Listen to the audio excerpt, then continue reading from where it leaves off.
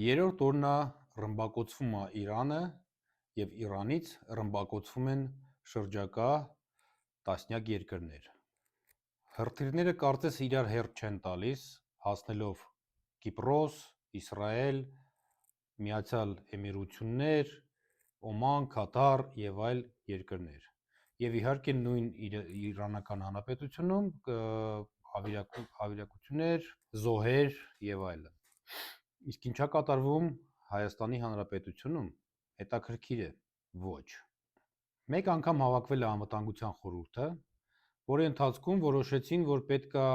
հորդորեն կողմերին խաղաղությանը, եւ երբ որ լրագրողները հարցրեցին արտադրության նախարարին Ոմն Գալյանին, ում համար $200,000 դա ինչ բան է, արդյոք դա ճիշտ է,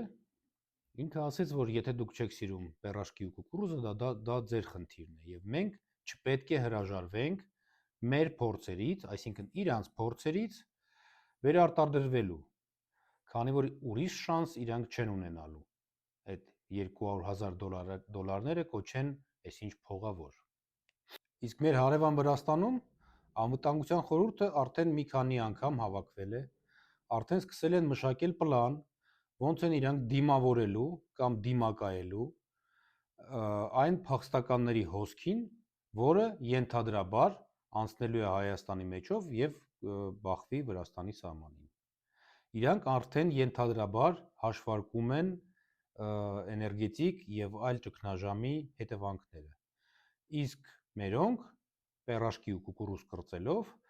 գյուղացիներին եւ մարզի բնակիչներին համոզում են, որ իրանք պետքա վերընտրվեն։ Լավ եղեք, զգույշ եղեք։